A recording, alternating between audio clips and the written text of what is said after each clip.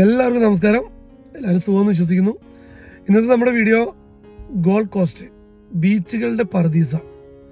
ഓസ്ട്രേലിയയിൽ തന്നെ ഏറ്റവും മനോഹരമായ ബീച്ചുകളുള്ള ഒരു സ്ഥലമാണ് ബ്രിസ്ബേയിലെ ഗോൾഡ് കോസ്റ്റ്. അപ്പോൾ ഗോൾഡ് കോസ്റ്റ് ബീച്ചുകൾ മാത്രമല്ല കേട്ടോ, ഒത്തിരി കാണാനായിട്ടുള്ള അഡ്വഞ്ചേഴ്സ് ആയിട്ടുള്ളതുകൊണ്ട് നമ്മുടെ കണ്ണിന് കുളിർമ തരുന്ന ഒത്തിരി സംഭവങ്ങളുണ്ട്. അതാണ് നമ്മുടെ ഇന്നത്തെ വീഡിയോയിൽ കാണുന്നത്. വീഡിയോ ആരും സ്കിപ്പ് ചെയ്യരുത്, ഒരു അടിപൊളി വീഡിയോ ആണ്. ഇത് നമ്മുടെ കൂടെ നമ്മുടെ സുൻലാൻഡുണ്ട്. അപ്പോൾ സുൻലാൻഡാണ് നമ്മളിന്ന് റൂട്ട് ചെയ്യണത് മൊത്തം. അപ്പോൾ നമുക്ക് ഗോൾഡ് കോസ്റ്റ് എങ്ങനെയാണ് നമുക്കൊന്ന് കാണാം.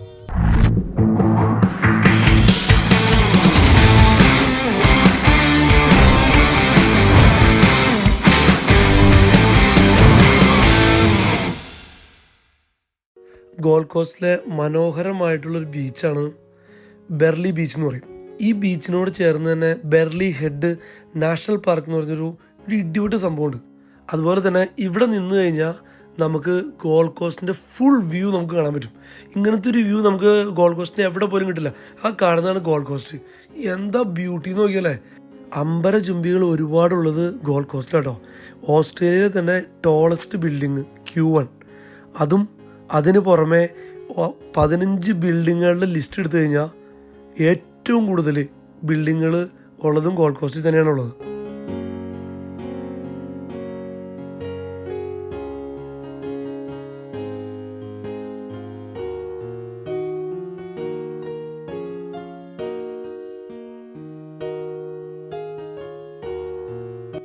ബീച്ചിൽ ഇറങ്ങുന്നതിന് മുമ്പ് തന്നെ ഈ ബെർലി കേട്ട് നാഷണൽ പാർക്ക് എന്താണെന്ന് കാണാൻ വേണ്ടി ഇറങ്ങി തിരിച്ചാ. പാർക്ക് എന്നൊക്കെ നമ്മൾ വിചാരിക്കും ഇത് എവിടെയാണ് പാർക്കുന്നത്. ഈ പോകുന്ന വഴി തന്നെയില്ലേ ഒരു അടിപൊളിയാണ്. ഒരു സൈഡ് മൗണ്ടൻസ്, അപ്പുറത്തെ സൈഡ് നീലക്കടൽ, കുറച്ചും കൂടി ചെന്ന് കഴിഞ്ഞാൽ പക്ക കാടാണ്. പിന്നെ ഈ കാടിൻ്റെ ഉള്ളിൽ ചെന്നിട്ട് നമുക്ക് അതിൻ്റെ താഴത്തേക്ക് ഇറങ്ങി ബീച്ചിലേക്ക് ഇറങ്ങി നമുക്ക് എൻജോയ് ചെയ്യാൻ പറ്റിയ അടിപൊളി പ്രൈവറ്റ് ആയിട്ടുള്ള ഏരിയാസൊക്കെ ഉണ്ട്. ഒത്തിരി തിരക്കും കാര്യങ്ങളൊന്നുമില്ല. പിള്ളേർക്കൊക്കെ ആയാലും ഫാമിലിയൊക്കെ ആയാലും നമ്മുടേതായ ഒരു പ്രൈവസിയൊക്കെ നമുക്ക് കിട്ടും.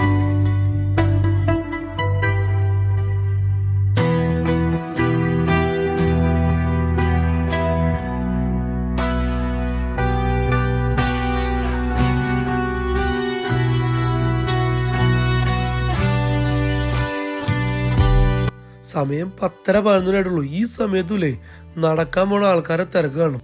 പോകുന്നതൊക്കെ വയസ്സായ അപ്പൂപ്പന്മാരും അമ്മൂമാരും. അതായത് അവരുടെ പ്രായം എന്ന് പറഞ്ഞിട്ടുണ്ടെങ്കിൽ 70-75 വയസ്സാട്ടോ. ഈ 75-80 വയസ്സിലും ഇവര് നല്ല പൂലിക്കുട്ടികളെ പോലെ നടക്കണേ.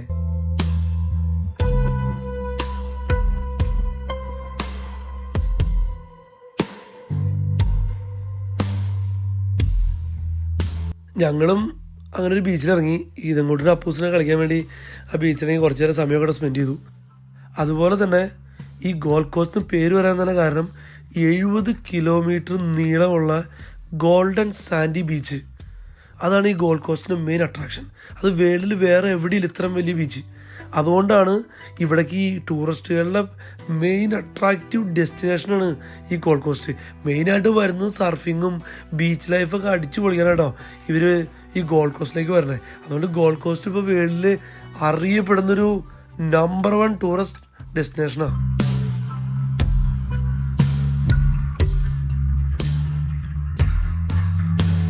കുറച്ച് ടൈം പാർക്കിൻ്റെ അടുത്തുള്ള ബീച്ചിലൊക്കെ എൻജോയ് ചെയ്തതിന് ശേഷം തിരിച്ച് ഞങ്ങൾ മെയിൻ ബീച്ചിനോട് ഒന്ന് ഇറങ്ങിട്ടോ. അവിടെ പിന്നെ ദീപിനും ഞാനൊക്കെ കുറച്ച് നേരം ബീച്ചിൽ ഈതൻകുട്ടൻ്റെയും അപ്പൂസിൻ്റെയും കൂടെയൊക്കെ സമയം സ്പെൻഡ് ചെയ്തിട്ട് അപ്പോഴേക്കും സമയം 1 മണിയായി. ഇനി നമുക്ക് ഫുഡ് കഴിക്കണം. ഫുഡ് കഴിക്കാൻ വേണ്ടി സുനിലേട്ടൻ നമ്മളെ ഗോൾഡ് കോസ്റ്റ് തന്നെ ഒത്തിരി പഴയതും പിന്നെ അടിപൊളി ടേസ്റ്റ് കിട്ടുന്ന വെജിറ്റേറിയൻ റെസ്റ്റോറൻറ്റ് ഗോവിന്ദാസ് എന്ന് പേര് പറഞ്ഞു. പിന്നെ നമ്മൾ നേരെ അവിടേക്ക് വിട്ടു. ബുഫയൊക്കെ ഉണ്ട്. അതുപോലെ തന്നെ സീറ്റിംഗ് കപ്പാസിറ്റി അത്ര വലുതില്ല. നമുക്കെന്തോ ഭാഗ്യം കൊണ്ട് ഒരു ടേബിൾ കിട്ടി. നമ്മളവിടെ എല്ലാവരും കൂടി ഒതുങ്ങി കൂടി. വീക്ക് ഡേയ്സ് ആയതുകൊണ്ടാണ് തോന്നുന്നു. അടിപൊളി ഫുഡാട്ടോ. വെജിറ്റേറിയൻ്റെ ആയാലും ഡിഫറെൻറ്റ് വെറൈറ്റി ഫുഡ് ഉണ്ടായിരുന്നു. പിള്ളേർക്ക് ഇഷ്ടപ്പെട്ടു. റീസണബിൾ റേറ്റ് വരുന്നു. നല്ല ടേസ്റ്റ് ആയിരുന്നു കേട്ടോ. ഉച്ചക്കാലത്തെ ഫുഡ് ഡേ കഴിഞ്ഞ് നമ്മളിനി ഡ്രൈവ് പോവാണ്. Spring brook national park drive.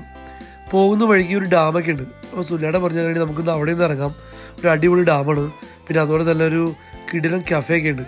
അപ്പോൾ ഒരു കാപ്പിയൊക്കെ കുടിച്ച് നമുക്ക് ഉറക്കക്ഷീണമൊക്കെ ഒന്ന് പോയി കിട്ടുന്ന കാരണം നമ്മൾ അവിടെ ഇറങ്ങി ഡാമൊക്കെ ഒന്ന് ചുറ്റിക്കറങ്ങി നടന്ന് ഒരു കാപ്പിയൊക്കെ കുടിച്ച് കുറച്ച് നേരം അവിടെ ഒന്ന് റിലാക്സ് ചെയ്യണമായിരുന്നു.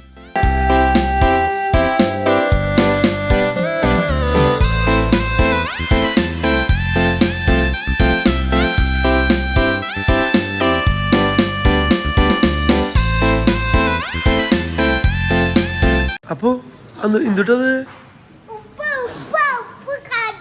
ഉപ്പല്ലത്, അത് പഞ്ചസാരയല്ല, ഷുഗർ. എന്തുവാ അത്? ഷുഗർ.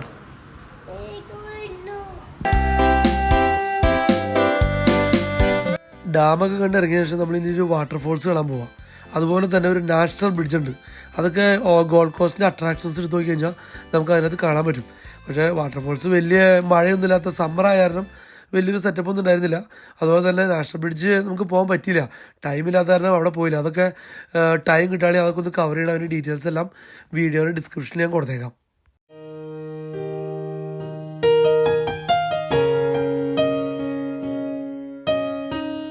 തിരിച്ച് നമ്മൾ ഇനി ഗോൾഡ് കോസ്റ്റിൻ്റെ പക്ക സിറ്റിയുടെ അകത്തേക്കാണ് വന്നിരിക്കണേ. ഇപ്പം നമ്മൾ ആ ബീച്ചിൽ ഫസ്റ്റ് ബീച്ചിൽ പോയപ്പോൾ നമ്മൾ കണ്ട ബിൽഡിങ്ങുകളൊക്കെ നമുക്ക് ഇനി അടുത്ത് കാണാം. അതുപോലെ തന്നെ ഇവിടെയാണ് ഒത്തിരി അഡ്വഞ്ചേഴ്സ് ആയിട്ടുള്ള കാര്യങ്ങളും ഇതെല്ലാം നടക്കണം. ബീച്ചിൻ്റെയൊക്കെ ബ്യൂട്ടി നമ്മൾ കാണണമെങ്കിൽ ഇനി സിറ്റിയിൽ വരണം. ക്യൂൻസ്ലാൻഡിൽ തന്നെ വലിയ രണ്ടാമത്തെ സിറ്റിയാണ്. ബ്രിസ്ബെയിൻ കഴിഞ്ഞ് കഴിഞ്ഞാൽ അടുത്ത സിറ്റിയാണ് ഗോൾഡ് കോസ്റ്റ്. ഓസ്ട്രേലിയയിലെ 6ാമത്തെ വലിയ സിറ്റി കൂടി കേട്ടോ ഈ ഗോൾഡ് കോസ്റ്റിൻ്റെ സംഭവം.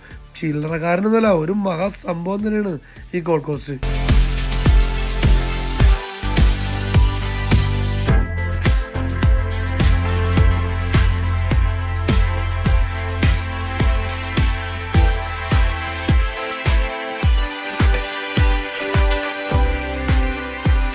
ബീച്ചുകളുടെ പർദീസ എന്നാട്ടോ ഗോൾഡ് കോസ്റ്റിന് വിളിക്കുന്ന മറ്റൊരു പേര്. അത്ര അധികം ബീച്ചുകളാണ്. അതുപോലെ തന്നെ ബീച്ചിൻ്റെ ഒക്കെ ബ്യൂട്ടി എന്ന് പറഞ്ഞിട്ടില്ലേ, എനിക്ക് ഒട്ടും മനസ്സിലാവാത്തതല്ല. എന്താ കളർ എന്ന് പറയുമ്പോൾ നീല കളറാണ് വെള്ളത്തിനൊക്കെ. അതാണ് അതിൻ്റെ ഏറ്റവും വലിയ ഭംഗി. അതുപോലെ നല്ല തിരക്കും കേട്ടോ. വീക്ക് ഡേയ്സ് ആയിട്ട് ബീച്ചിൽ ഇത്ര ആളുണ്ടെങ്കിൽ വീക്കെൻഡ്സിലും പബ്ലിക് ഹോളിഡേയ്സിലൊക്കെ അല്ലേ നമുക്ക് കാല് കുത്താൻ പറ്റില്ല, അത്ര തിരക്കായിരിക്കും.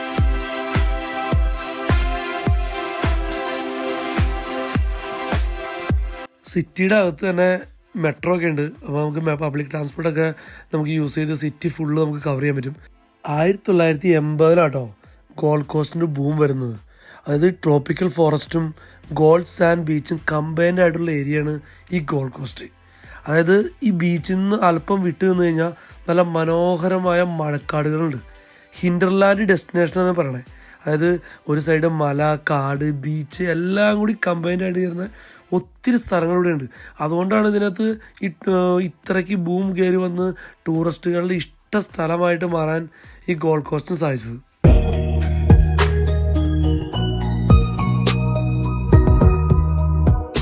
ഇപ്പം ഞാൻ നിൽക്കുന്നതിൻ്റെ പുറയിലുള്ള ആ ഒരു ബീച്ചാണ് സർഫേസ് പാരഡൈസ്.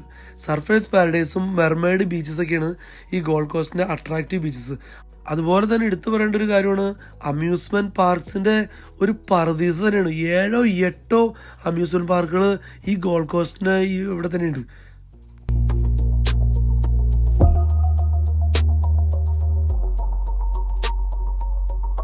ബ്രിസ്ബെയിനിൽ ട്രിപ്പ് വരുന്ന എല്ലാവരും സ്റ്റേ ചെയ്യാൻ ആഗ്രഹിക്കുന്നതും വരാൻ ഇഷ്ടപ്പെടുന്നതുമായ സ്ഥലമാണ് ഗോൾഡ് കോസ്റ്റ്.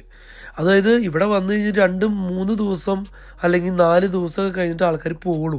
അതെന്ന് വെച്ചിട്ടുണ്ടെങ്കിൽ ഇവിടെ തന്നെ മൂവി വേൾഡ് ഉണ്ട്, സീ വേൾഡ് ഉണ്ട്, അങ്ങനത്തെ ഒത്തിരി കാര്യങ്ങൾ നമുക്കിവിടെ കാണാനുണ്ട്. പക്ഷേ നമ്മുടെ പിള്ളേർ രണ്ടുപേരും ചെറുതാക്കിയ കാരണം ഇവരെ കൊണ്ട് ഈ പരിപാടികളൊക്കെ നടക്കുന്നത് കുറച്ച് ബുദ്ധിമുട്ടാണ്. അതാണ് അവിടെ നിന്ന് ഞാൻ പോയില്ല. പക്ഷേ ഇതിൻ്റെ ഫുൾ ഡീറ്റെയിൽസൊക്കെ ഞാൻ ഡിസ്ക്രിപ്ഷനിൽ കൊടുത്തേക്കാം.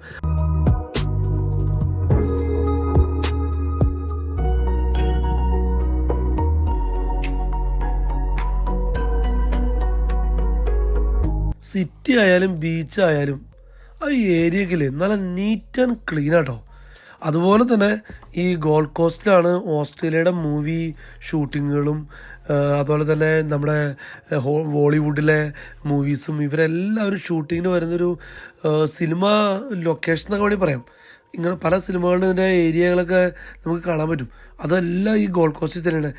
അതുപോലെ തന്നെ ഇവിടെ ഒത്തിരി മലയാളീസ് താമസിക്കുന്നുണ്ടാവും. എനിക്കറിയാവുന്നതിൽ നമ്മുടെ സ്വന്തം മമ്മൂക്കയുടെ പിആർഒയും മമ്മൂക്കയ്ക്ക് ഏറ്റവും അടുത്ത ആൾക്കാരിൽ ഒരാളുമായ നമ്മുടെ സ്വന്തം റോബർട്ട് കുര്യാക്കോസും ഇവിടെ തന്നെയാണ് താമസിക്കണേ. ഇങ്ങനത്തെ സിറ്റികളിലൊക്കെ നമ്മൾ വണ്ടി ഓടിക്കുമ്പോഴായാലും ശ്രദ്ധിക്കേണ്ട ഏറ്റവും ഇമ്പോർട്ടൻ്റ് കാര്യം പാർക്കിങ്ങാണ്. ആ പാർക്കിംഗ് ടിക്കറ്റൊക്കെ എടുത്ത് കറക്റ്റായിട്ട് അത് ഫോളോ ചെയ്യണം. അതുപോലെ സ്പീഡ് ലിമിറ്റ്, സ്പീഡ് ക്യാമറകളൊക്കെ ഒത്തിരി വെച്ചിട്ടുണ്ട്. അപ്പോൾ അതൊക്കെ നമ്മൾ ശ്രദ്ധിക്കണം. എന്നാൽ മാത്രമേ നമ്മൾ ആ ട്രിപ്പ് എൻജോയ് ചെയ്യുന്നതിൻ്റെ ഒരു ത്രില്ല് കിട്ടുള്ളൂ. ഫൈനൊക്കെ കിട്ടിക്കഴിഞ്ഞാൽ നല്ല പണിയായിരിക്കും കിട്ടാൻ പോണേ.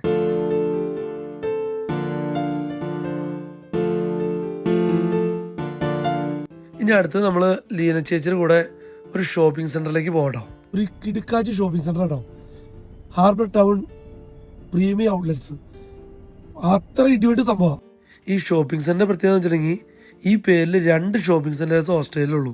ഒന്ന് ഇപ്പോൾ നമ്മൾ വന്നിരിക്കുന്ന ഗോൾഡ് കോസ്റ്റിലുള്ളതും അടുത്തത് അഡലേഡ് എയർപോർട്ടിലാണ് ഈ ഹാർബർ പ്രീമിയം ഔട്ട്ലെറ്റ്സ് ഉള്ളത്. ഇതിൻ്റെ അകത്ത് 200 ഷോപ്പുകൾ തന്നെ ഉണ്ട്.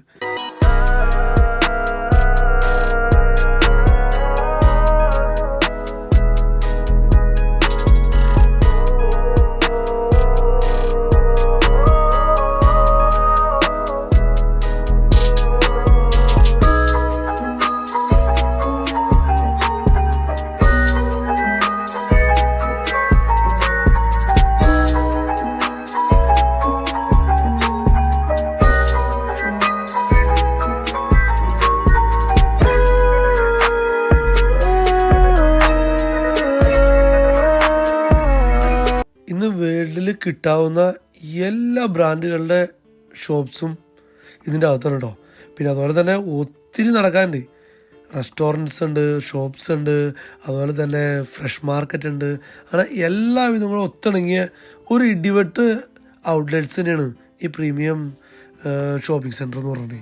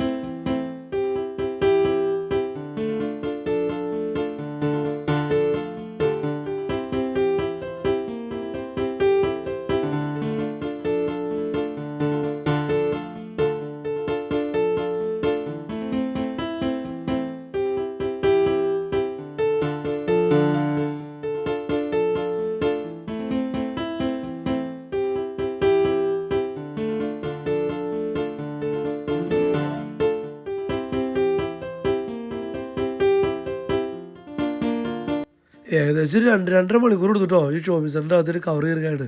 പിന്നെ ഷോപ്പിങ്ങിന് പോയി കഴിഞ്ഞാൽ പിന്നെ സമയം പോണതിന് യാതൊരു കൈയും കണക്കൂല. പിന്നെ ഞാനും സനിയക്കുട്ടി കൂടി ഒരു ഐസ്ക്രീമൊക്കെ വാങ്ങിച്ച് കഴിച്ച് കുറച്ച് നേരം അവിടെ അങ്ങോട്ട് ഇരുന്നു. അപ്പോഴേക്കും ദീപ്തിയും ലീന ചേച്ചിയൊക്കെ വന്നു. പിന്നെ നമ്മൾ വീട്ടിലേക്ക് പോകണ തിരക്കായിരുന്നു.